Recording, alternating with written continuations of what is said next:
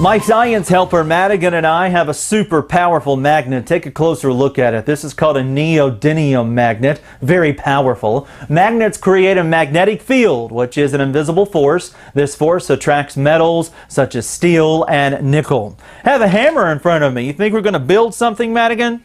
No, we're not building in the science lab, but we are going to test to see if this part up here is magnetic or not. So you take the very strong magnet, and what I want you to do is to get it close to the metal part of it. Whoa, it is. Now earlier I'd said this is a powerful magnet. Let's show everybody how powerful it is as you try to remove it from this hammer. Go ahead, Madigan, try to take it off of there.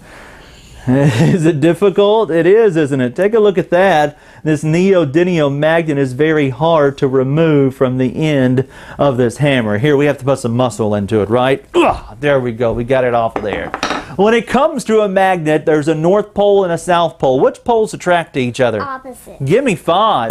So north pole and the south pole will attract. South pole, north pole. They're opposite. They attract to each other. But when it comes to like poles, they repel. So north and north, south and south. I have some other things in front of me as well. What about Madigan? Are you magnetic? Let's see. Let's get it close to your head. It might suck your brain out. Is it going to? No, it's not. But what about this change in front of me? We'll start with that versus the dollar.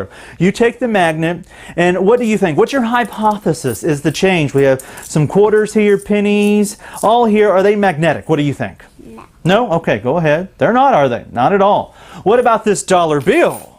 Yes. You think so?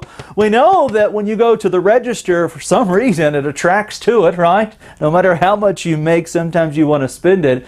But is it, and will it, attract to the neodymium magnet? What do you think, Madigan? Yes. You think it will? Okay, let's test your hypothesis. We'll set the dollar like this and get it close to it.